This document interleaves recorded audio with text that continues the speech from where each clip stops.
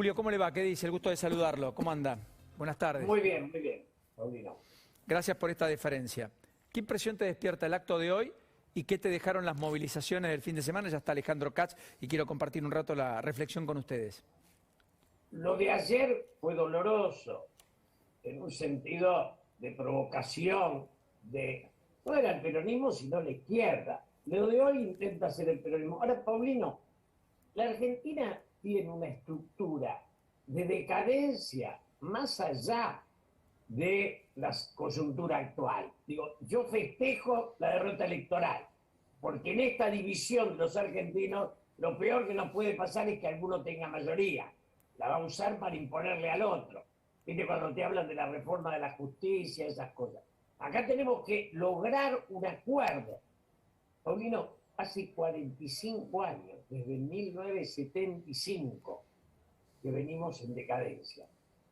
Decadencia en la cual los peronistas tuvimos buena parte, la dictadura ni discutir, Macri también, y los quienes no fueron los salvadores de la patria. O sea, cuando vos y yo tomamos los 45 años de caída, no encontramos momentos exitosos. Después yo me peleo porque ahora ha venido la moda de agarrársela con Gelban y el 1-1, como si los 10.000 muertos y los 50.000 millones de dólares que se robó Martínez de O fuera Gelban. No, Gelban le estalló el 1-1 porque se murió Perón. Pero el otro mató y robó porque esa era su voluntad. O sea, no estallamos por Gelban, estallamos por Martínez de O. Pero digo, hasta ese momento la Argentina era el fruto, Paulino, de radicales, peronistas, conservadores, frondicistas. Todos la hacían crecer industrialmente. Y desde el 75 hasta aquí, todos la hunden paso a paso. Después hay detalles. Vos me decís las leyes laborales, yo te digo, yo cuando era joven los bancos me daban crédito, ahora los bancos no dan crédito. Ahora, ¿hay pequeña y mediana empresa sin bancos que den crédito? Una pregunta. Digo, no son solo las leyes laborales, hay una concentración económica que cuando yo era joven no existía. Aquí hay la misma estructura con una concentración económica desmesurada, Paulino. Bueno, hay además de las leyes laborales otras cosas que discutir. Absolutamente. Alejandro, gracias por esta deferencia también. Bienvenido. Te sumo. Buenas tardes. Dame tu lectura. ¿Qué miras? ¿Qué miro? A ver, lo dice todo una sonrisa. Separemos. Lo del sábado me parece una manifestación más de lo que no debería ser no solo tolerado, sino que no debería ser pensado. Es decir, dañar la memoria de muertos. Lo de ayer, domingo, el 17. Perdón, lo de ayer. Correcto. Lo del domingo. Dañar la memoria de muertos, ofender la sensibilidad, digo, además de muertos que ni siquiera son muertos partidarios. No, claro. Son muertos de una pandemia. Sí, hay una carga política en la gestión de la pandemia, hay una expresión de repudio a la gestión oficial de la pandemia, pero digo, no son muertos en un combate entre bandos y un bando profana la memoria del otro. Son muertos de la sociedad argentina, a los cuales sus deudos quisieron rendir un homenaje. Digo, me parece que es como instalar en la escena pública algo que es del orden de lo inmoral, no de lo incorrecto, de lo inmoral. Y hay que decirlo también, para que no pasen esas cosas, porque está muy bien. se hace no desde los márgenes, se hace desde ciertos grupos que participan de la construcción política. O sea, desde ¿no? cierta centralidad, no solo como cabos sueltos, recontra aislados, limitados. Entonces, digámoslo. Lo demás, por supuesto, el gobierno está en una situación, no diré de descomposición, sino de crisis muy fuerte, lo cual es normal después de una derrota electoral. Correcto. Lo hemos visto en cada derrota electoral de los oficialismos. Es muy difícil que las coaliciones salgan indemnes y no se recompongan, y la recomposición implica pujas de poder, y las pujas de poder son normales y no tienen mayor relevancia que esa. Podemos pensar qué significa para la ciudad el resultado de la puja, pero no preocuparnos porque haya enfrentamientos en el oficialismo. Quiero decir, Vivimos en una democracia, la democracia En se tanto y en resuelve... cuanto eso no afecte a la gestión y lo más indispensable Por y lo supuesto. que tiene que resolverse todos Naturalmente, los días, digamos. la situación de la disputa de la escena entre Cristina Fernández y Alberto Fernández los primeros días fue lamentable. Pero luego es normal que haya un tiempo para tramitar una crisis de semejante magnitud. Es propio de la democracia, quiero decir, la democracia... Correcto. La democracia construye la soberanía a través del voto. La pérdida del voto pone en crisis el poder se tiene que reconfigurar. Digo, no es grave. Ahora, yo prefiero poner la lente un poquito más lejos, Paulino. Un poquito más lejos quiero decir, hay elecciones dentro de un mes. No es probable que haya una gran diferencia respecto de las PASO. Es posible que el oficialismo recupere unos puntos, salga un poco mejor en la provincia de Buenos Aires, quizás empate la elección, no lo sé, pero digo, nada puede ser demasiado imprevisto. O sea, de las 17 provincias en las que perdió, ¿vos crees que a lo sumo la da vuelta en 2, 3 provincias, pero no en 10, No mucho ni en más, 8? no mucho más.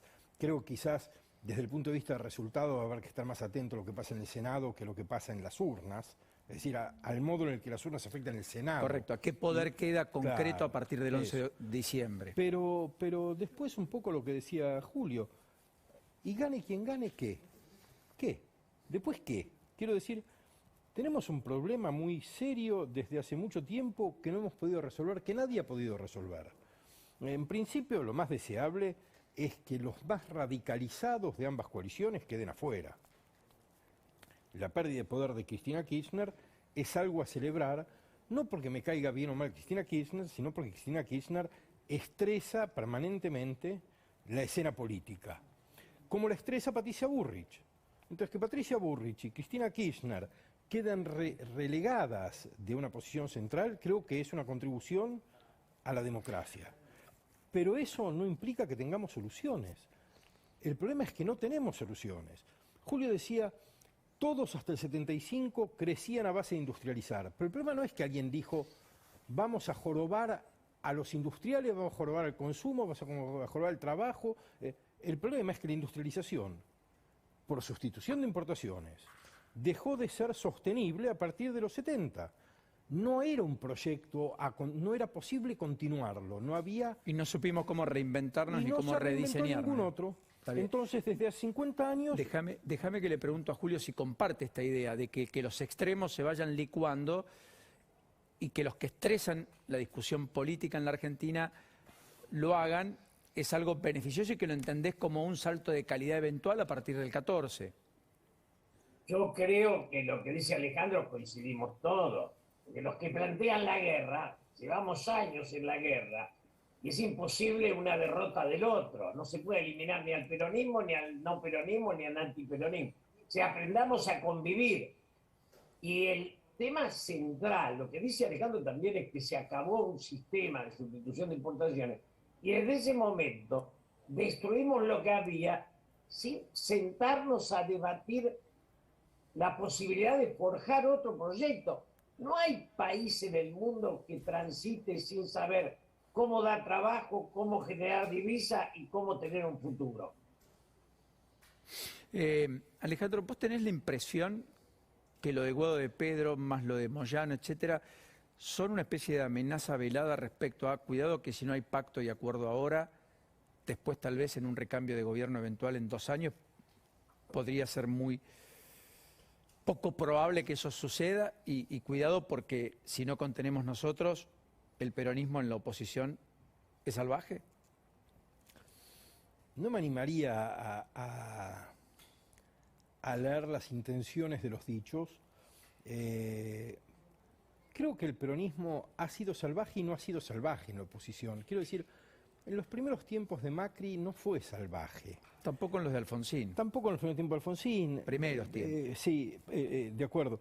El peronismo, diría, para usar esa expresión, que no sé si comparto plenamente, pero para usarla, diría, el peronismo se salvajiza cuando el poder se vuelve una opción disponible y entonces hace todo lo posible por conseguirlo. Cuando está en riesgo su propio poder, como la CGT hoy. Efectivamente. Le cuesta mucho al peronismo pensarse fuera del poder. Hay que decirlo, el peronismo ha funcionado básicamente dentro del régimen democrático. Todo lo que decimos mal de Cristina Kirchner no nos debe hacer olvidar que Cristina Kirchner es una sistemática perdedora de elecciones y una sistemática aceptadora de la derrota. Digo, con más enojo, menos enojo, lo que sea, la mayor parte de las elecciones a las que se presentó o se presentó la coalición liderada por ella, las perdió y habitualmente aceptó la derrota. Bueno, pero ganó 2007, 2011, 2019. Ganó cuando Néstor Kirchner le dejó un país en buenas condiciones, cuando Néstor Kirchner se murió y la invistió del carácter de la viuda trágica, y ganó cuando Macri había fracasado absolutamente en el gobierno y ella construyó una alternativa que se probó exitosa en la elección. Pero todas las elecciones intermedias y la de 2017, correcto. Y la perdió, y 17 la perdió. Digo, perdió todas. Entonces, lo que quiero decir simplemente es esto. El peronismo ha jugado en la democracia desde la recuperación democrática, pero no es un partido o no es un movimiento que acepte de buen grado el pluralismo de la sociedad. La idea de una sociedad liberal y pluralista le cuesta. Piensa en términos de hegemonía, piensa en términos de comunidad unificada, de la cual quedan excluidos los que no piensan igual. Tiene una dificultad ahí. Pero esa dificultad en los últimos 30 años de vida democrática no ha impedido que la vida democrática se ejerciera plenamente. Está bien el punto. ¿Qué acotaría, Julio? No, que el último Perón es absolutamente democrático. Desde el presidente de la Cámara, que es democristiano, hasta toda la estructura de su poder. O sea, hay un Perón o un peronismo hasta el 55 y hay otro en el retorno. Que es lo que a veces no se rescata, porque nos mezclamos con la guerrilla que reivindica la violencia, los derechos humanos, que te hacen una historia absurda. A mí me parece que hoy el peronismo es la nada, porque el peronismo de Menem al peronismo de Kirchner es lo mismo que si tomamos el radicalismo de Alfonsín con el Internacional Socialista, al que va con Macri, digamos. Las fuerzas políticas argentinas, todas ellas, han ido cuestionando y perdiendo identidad. Sí. Ahora, el tema central, y Alejandro lo conoce más que es que no hay reflexión en la Argentina. O sea, no sea, con esta crisis, no hay quien reflexione en la búsqueda de una salida. Y eso es esencial. Nadie para la pelota ni piensa. Dos preguntas y los despido. La primera, la campaña del Frente de Todos ya convertida en todos, no frente, y en sí, y en distintos colores, sin candidatos y casi sin discursos, y el presidente ausente en los actos centrales. ¿Es la campaña de un tránsito sin liderazgos hasta las nuevas discusiones? Yo te digo breve, creo que el gobierno, la gran virtud aceptó que la derrota era definitiva e intentó formar un gabinete que sirva para los 2 años. Porque con los personajes que estaban, vos los 2 años no los podías imaginar. Los que vinieron son esencialmente ejecutores. Me parece que ese es un cambio importante. Alejandro. Creo que hay un problema de liderazgos, creo que no diré crisis, pero hay una dificultad de encontrar liderazgos claros en todo el espacio político, en no escasa medida porque la sucesión de fracasos de la política argentina de los últimos 10 años ha destruido liderazgos, pero también porque hemos tenido líderes incompetentes como para hacer de los liderazgos que en algún momento tuvieron un proyecto exitoso. Entonces hay una relación iterativa, diría, entre fracasos que destruyen líderes y líderes que producen fracasos, y hoy hay una escena compleja, por eso también hay tanta inquietud y tanta disputa. Hay un vacío que muchos quieren llenar, que muchos imaginan que son los indicados para llenar, y de los que yo te diría que mayormente, si que no en todos los casos, están muy equivocados respecto a la percepción que tienen de sí mismos. Casi ninguno de ellos tiene condiciones para pretender gobernar este país. Gracias, Alejandro. Perdón, te reíste. ¿Por qué, Julio? No, porque lo que dice Alejandro es así, preciso y concreto. Hay un montón de gente que se cree capacitada. Ahora, lo que no tenemos es una vocación de estadista. A los dos, gracias. Gracias a ustedes. A uno a la distancia, al otro acá. Gracias a Gracias. ustedes. Saludos, Julio. Un abrazo, Julio. Un abrazo, Alejandro. Ah, Gracias por gracias. esta diferencia.